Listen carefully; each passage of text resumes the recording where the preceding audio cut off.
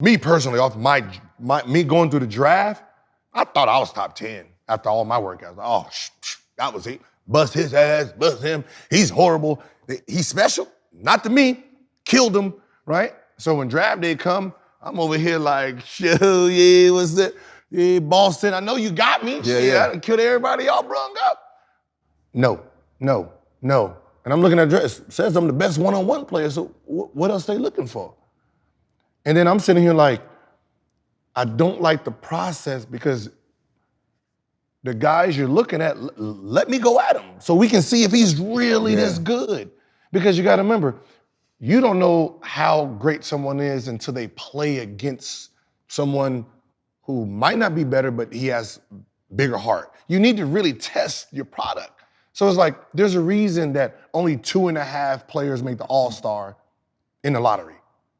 And the other All-Stars that's coming through after the draft, because what you're basing it off of has no merit to actual gaming. Because I remember when I'm playing I'm in Golden State, and I remember I called my first 1-4 flat. We do the pick and roll, boom. Somehow we get the switch, right? So I got the big man on me, Eric Dampier, and then Eric Dampier's on me, and our big man would have been, it was Danny Fordson as the second unit. Nope, Mark Jackson. It was Mark Jackson, got Dean Oliver on him, right? And 1 flat. Coach calls timeout. Well, what are you doing? What do you mean? Like, what are you doing? Like, you don't see we have an advantage down there? That's not an advantage. And he lost it. Wait, excuse me? That's not an advantage? No. So you're saying our big man down there on a guard is not an advantage?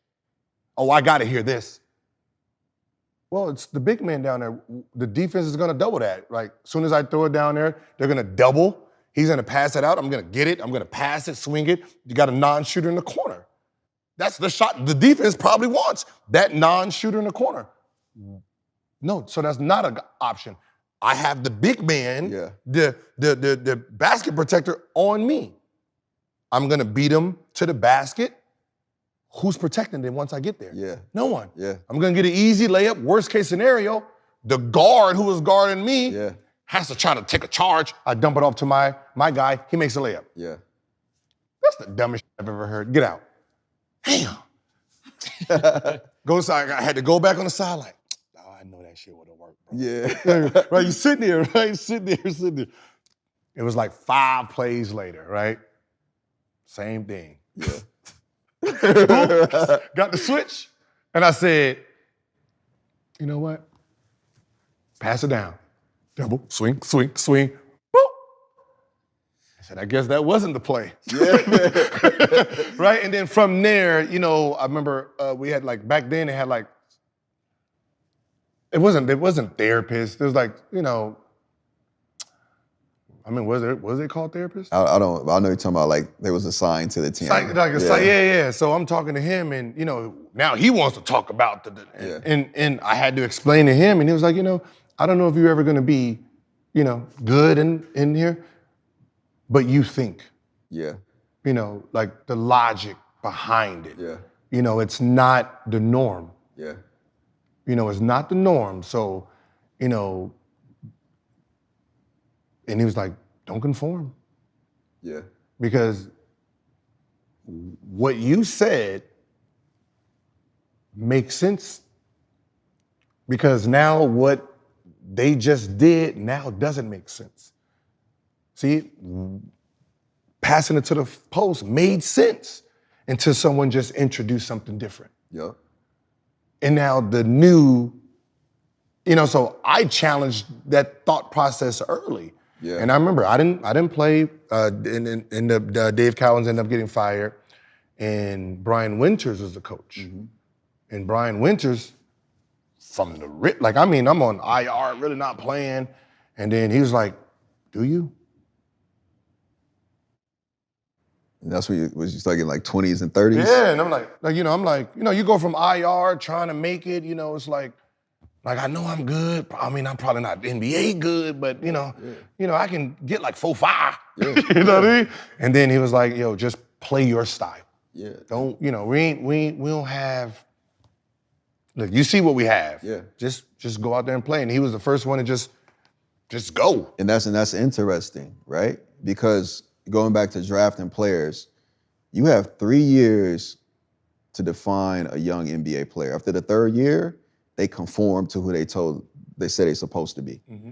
Now, if he would have said, okay, he ain't gonna be the same Gil, right? He was in his first year. Mm-hmm. So non-pattern players have a stubbornness to their ability and confidence that as a coach, you gotta understand. You gotta let it go. And when you draft him, you gotta have a vision for him. You don't just draft him because he's good. You go, okay, when I draft him, he's gonna scale into this. How can we get him there? Well, coach, if you give Devin Booker the ball and he's 18, most 18-year-olds can't handle it, and he fails, you might crush him.